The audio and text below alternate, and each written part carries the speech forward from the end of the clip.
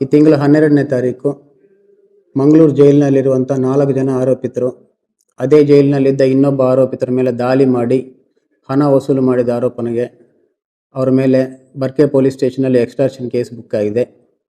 ಈ case investigation ಟೈಮಲ್ಲಿ ಇದರಲ್ಲಿ ಕೆಲವು ಆರೋಪಿತರ ವಿರುದ್ಧ 2 ಪ್ರಕರಣಗಳಿದ್ದಾವಂತ ಗೊತ್ತಾಗಿದೆ.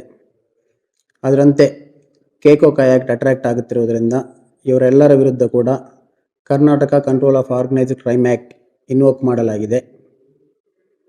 ಯಾರೇ ಆರೋಪಿತರು ಈಗಾಗಲೇ 2 ಪ್ರಕರಣ ಇದ್ದು ಮತ್ತಿನ್ನೊಂದು ಪ್ರಕರಣದಲ್ಲಿ ಭಾಗಿಯಾಗಿದ್ದರೆ ಅವರ ವಿರುದ್ಧ ಕೇಕೋಕಾ ಆ್ಯಕ್ಟ್ ಇನ್ವೋಕ್ ಮಾಡಲಾಗುವುದು.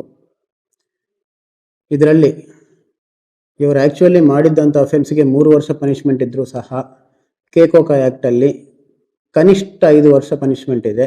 ಕನಿಷ್ಠ 5 ವರ್ಷದಿಂದ ಜೀವಾವಧಿ ಶಿಕ್ಷೆವರೆಗೂ ಪನಿಷ್ಮೆಂಟ್ ಆಗುವಂಥ ಒಂದು ಪ್ರೊವಿಷನ್ ಇದೆ.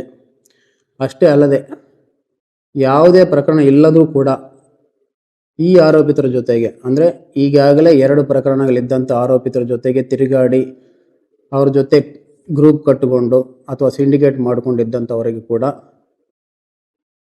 ಮೆಂಬರ್ಸ್ ಆಫ್ ಆರ್ಗನೈಸ್ಡ್ ಗ್ಯಾಂಗ್ ಅಂತ ಒಂದು ಸೆಕ್ಷನ್ ಇದೆ. ಯಾರೇ ಇರಲಿ ಈ ಗ್ಯಾಂಗ್ ಮೆಂಬರ್ಸ್ ಆಗಿದ್ದರೆ ಅವರಿಗೆ ಕೂಡ ಕನಿಷ್ಠ 5 ವರ್ಷ ಶಿಕ್ಷೆ ಆಗುತ್ತೆ. ಆದ್ದರಿಂದ ಯಾವುದೇ ಪ್ರಕರಣದಲ್ಲಿ ಭಾಗಿಯಾಗದಂಥ ಎಲ್ಲರೂ ಕೂಡ ಯಾವುದೇ ಕಾರಣಕ್ಕೆ ಈಗಾಗಲೇ ಕೇಸಸ್ಸಲ್ಲಿ ಭಾಗಿಯಾದವ್ರ ಜೊತೆಗೆ ತಿರುಗಾಡಬೇಡಿ. ತಿರುಗಾಡಿದರೆ ಅವರಂತೂ ಜೈಲಿಗೆ ಹೋಗೋದು ಗ್ಯಾರಂಟಿ, ಹೊರಗೆ ಬರೋದಿಲ್ಲ. ಅವರೊಟ್ಟಿಗೆ ನೀವು ಕೂಡ ಇಂಥ ಕಠಿಣವಾದಂಥ ಕಾನೂನಲ್ಲಿ ಸಿಕ್ಕಾಕ್ಕೊಂಡಿದ್ರೆ ಕಷ್ಟ. ಅದರಿಂದ ಎಲ್ಲರೂ ಜಾಗ್ರತೆಯಾಗಿರಬೇಕಂತ ಹೇಳಿ ತಿಳಿಸ್ತಾ ಇದ್ವಿ. Thank you.